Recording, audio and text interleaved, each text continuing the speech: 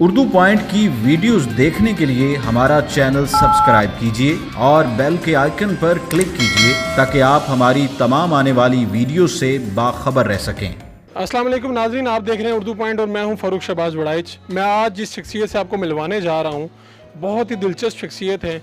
मेरे साथ ख्वाजा मुजीब साहब मौजूद हैं जिन्होंने 9 साल की उम्र में जिन्हें कबूतर रखने का शौक़ हुआ और आज वो 70 साल के होने वाले हैं। तकरीबन 60 साल हो चुके हैं। उन्हें कबूतर का शौक़ है।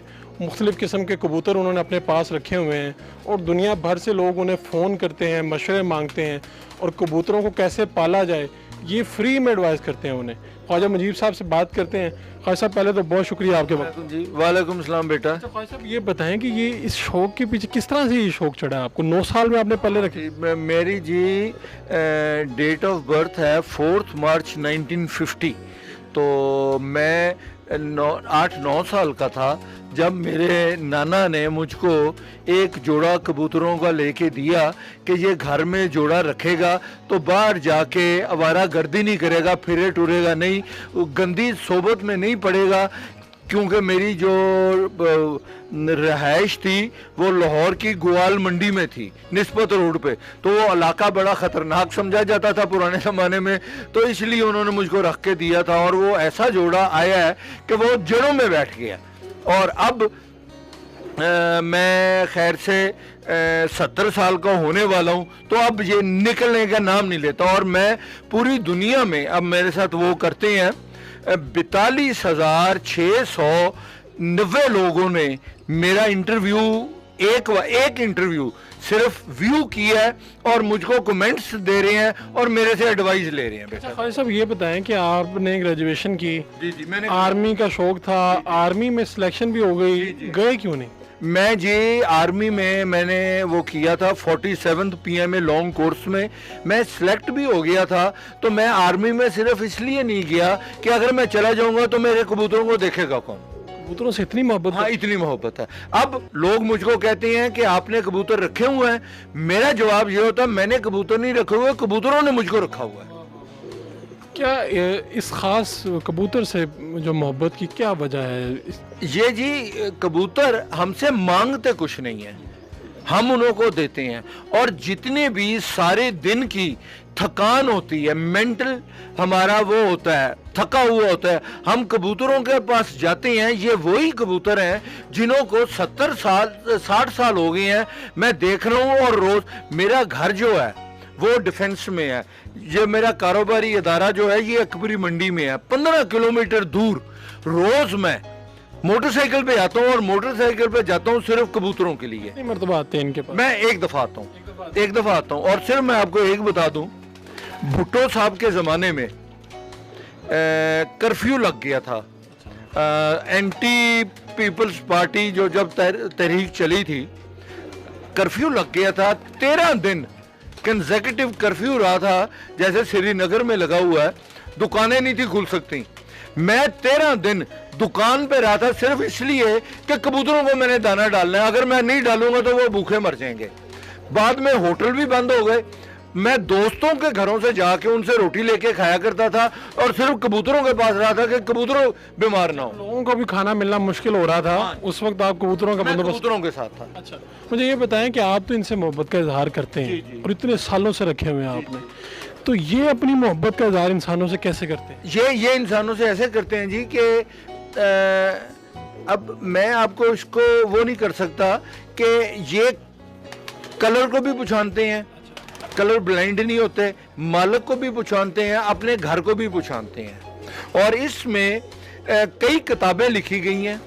Guinness book of world record में भी इन्हों के रिकॉर्ड्स हैं, वो इंसाइक्लोपीडिया में भी इन्हों के वो हैं, और नेशनल ज्योग्राफी में भी रिसर्च हो रही है कि ये क्या चीज़ है कि कबूतर अपना घर पहचानता है। और घर मालिक की दुनिया में परिंदों के हिसाब से सबसे ज्यादा इंटेलिजेंट परिंदा जो है, ये मैंने आप देखा है। आप अगर चाहें नेशनल ज्योग्राफी में हुआ था, दुनिया में सबसे ज्यादा इंटेलिजेंट परिंदा जो है वो है मुर्गाबी, जो साइबेरिया से चलती है और मलेशिया तक जाती है और फिर वापस जाती है। दुनिया का सबसे इंटेलिजेंट परिंदा मुर्गा भी है और दूसरे नंबर पे जो है वो कबूतर है। ये अपने मालिक को पहचानते हैं जी। अब आप आए हुए हैं तो ये डरते हैं, ये बाहर नहीं आ रहे। जिस वक्त मैं आता हूँ सुबह इन्हों को नाश्ता जो है मैं रोटी के भोरों को कराता हूँ, जिन्हों को हम कहते हैं हाथ से, मैं वो कराता हूँ, और दोपहर को। और मैं एक चीज़ आपको बता दूँ बेटा कि मस्कत के एक बहुत बड़े शेख हैं, उन्होंने मुझको मेरे कबूतरों को खरीदने की ऑफर, हाँ जी, 50 लाख रुपया लगाई है। उन्होंने कहा कि आप ये सारे कबूतर भेज दें, हमको भेज दें, 50 लाख रुपया आप हमसे ले लें और ये कबूतर हमको भेज दें। मैंने उन्हों को रिफ्यूज़ कर दी है। मैंने रिफ्यूज़ इसलिए किया कि मेरा एक ही बेटा है, खैर से वो एस्टेब्लिश्ड है, वो सारा काम कर रहा है, उसको कबूतरों को शौक नहीं है। मैं 50 लाख रुपया लेके अपने बेटे को दे दूंगा कारोबार के लिए। मेरे लिए वो पैसा क्या है? और मैं घर बैठ के सारा दिन अपनी बीवी की शक्ल देखता रहूंगा, वो मेरी देखती रहेगी। अब मेरी जिंदगी जितनी भी है वो कबूतर ही देख के तो पास होती है। तो मैं अब घर रह के तो मैं क्या करूंगा? तो मैंने वो शेख को अपना मोबाइल नंबर भी दे दिया है और अपने बेटे का भी दे दिया है। मैंने कह दिया है कि जिस दिन मैं मरूंगा आप अगले दिन मेरे बेटे के साथ वो कर लेना और कबूतर खरीद लेना और ले जाना। मैंने कबूतर नहीं बेचने। आपने अपनी जिंदगी में कबूतर देने से इनकार कर दिया? मैंने देने इनकार कर दिया। अच्छा, ये बताएं कि आपको लगता है कि आपके बाद भी आपके कबूतर इसी तरह कोई ख्याल रखेगा? मैं देखना चाहता हूं कि मैं तो जिस तरह इनके साथ प्यार कर रहा हूं, किसी ऐसे आदमी को देना चाहूंगा कि जो वैसे भी इनके साथ इतना प्यार करे, तो मुझको प्यार करता नजर नहीं आता। आपके पास लोग आते नहीं है कि हमें एक दे दें, जोड़ा दे दें? ये मेरे एक दोस्त ने मुझको कबूतर दिए थे, ट्रांसफर किए थे। उन्हों की डिफेंस में लाहौर में घर में कबूतर रखने की इजाजत नहीं है। उन्होंने सारे कबूतर मुझको ट्रांसफर कर दिए थे कि ख्वाजा साहब ये कबूतर माकूल कीमत में बिक जाएंगे तो आप ये बेच के मुझको पैसे दे देना। उन्होंने मुझको कबूतर ये फ्री दिए थे। और फिर अब मुझको अच्छा नहीं लगता कि उन्होंने तो मुझको फ्री दिए हैं तो मैं कबूतर बेचूं और पैसे अपनी जेब में डालूं, क्योंकि अल्लाह ने दिया हुआ सब कुछ। मैं कबूतर बेच के, और कबूतर उनके बिकने शुरू हो गए हैं और बहुत महंगी कीमत पे बिक रहे हैं। वो कबूतर सारे के सारे बेच के मैं उन्हों को पैसे दे दूंगा। ठीक है। अच्छा, मुझे एक ये बताएं कि कितनी किस्म के आपके पास यहाँ पर होंगे, कितनी इनकी किस्में? मेरे पास जी 3 किस्मों के कबूतर हैं। मैं jack of all master of none नहीं होना चाहता, मैं मास्टर ऑफ फ्यू थिंग्स बनना चाहता हूँ। मेरे पास जो सबसे अच्छे कबूतर हैं ना जी, वो हैं टेडी। दुनिया में कोई भी कबूतरबाज जो कबूतर उड़ाना चाहता है, जो कंपटीशन में जाना चाहता है, जब तक वो टेडी ब्रीड को पोजेस नहीं करेगा, उन्हों को नहीं रखेगा, वो टॉप पे नहीं जा सकता। मेरे पास किताबें अब कई लिखी गई हैं कबूतरों की। जब तक टेडी का अंदर जिक्र नहीं आएगा तो माफ करें, वो नामुकम्मल रहेगा। अलावा 2 किस्में एक और हैं जो सियालकोटी और जान साहब। जान साहब एक थे, क्रिश्चियन थे, वो नेपोलियन के ज़माने में, जॉन हर्बर्ट उनका नाम था शायद गार्बन, वो फ्रांस से आए थे, फ्रांसीसी उनके पास कबूतर थे। ये अबाउट 300 ईयर्स बैक की बात है। वो इंडिया में माइग्रेट करके आए थे, वो उधर से कबूतर लेके आए थे। उन्होंने पोजेस किया हुआ था। वो मुझको वो इतने अच्छे नहीं लगते, पर मेरे जो दोस्त थे उन्हों के पास वो कबूतर थे, वो वाले जान साहब वाले। और उन्होंने एक सियालकोटी ब्रीड का उन्होंने क्रॉस किया हुआ है, जिन्हों को मोतियों वाले कहते हैं, वो वाले हैं। और एक और कबूतर हैं जिन्हों को कहते हैं कमानगर। कमानगर एक खानदान था कसूर का, कमानगरों का। अब पंजाबी में लोग जल्दी जल्दी बोल के कह देते हैं कमगर। असल लफ्ज जो है ना कमगर नहीं है, मैंने रिसर्च की है क्योंकि अल्लाह ने थोड़ा सा दिमाग दिया हुआ है। असल लफ्ज जो है ना वो है कमानगर।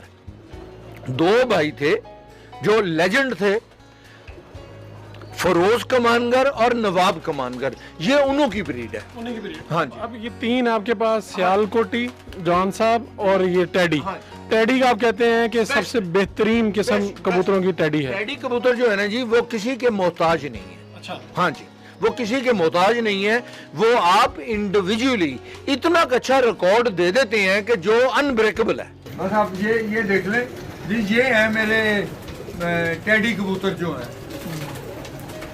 और ये मैं आपको सिर्फ बता दूं कि ये मेरी अपनी क्रिएटेड वो नहीं है, ये मैंने लेके इन्हों में मॉडिफिकेशन की हुई है। ये ओरिजिनल बिलोंग करते हैं एक ख़ानदान है बहुत बड़ा कसूर का, वो मिस्त्री अहमद दीन का और मिस्त्री मोहम्मद दीन का, ये बिलोंग करते हैं उस ख़ानदान में। आजकल ये अब कबूतर बड़े महंगे हो गए हैं। एक आदमी 2 लाख का कबूतर खरीद के ले आता है और आके लोगों को बताता है कि this is my home breed. अच्छा, उसको मेरे हिसाब से होम ब्रीड की नहीं, होम ब्रीड तब बनती है कि जब एक नई चीज को क्रिएट करके आप घर बनाएं। होम ब्रीड तो 2 लाख रुपए है कि जो आपने बाजार से खरीद के आप ले आए हैं, तो वो तो चीज तो 2 लाख की है, वो आपकी अपनी नहीं है। अगर आपने होम ब्रीड बनानी है तो आप सस्ती चीज लेके उसको क्रिएट करके आप बनाएंगे, तो फिर आप कहेंगे कि this is my home breed. और सब आखिरी आपका हम ख़त्म करते हैं, मैसेज क्या है जो लोग कबूतर रखना चाहते हैं और जिन्होंने रखे हुए हैं उन्हें क्या कहेंगे? मैं सिर्फ जी अपने सारे न्यू कमर्स को मैसेज देना चाहता हूँ कि जब तक आप पढ़ाई कर रहे हैं, आप मेहरबानी करके कबूतरबाजी ना करें। क्यों?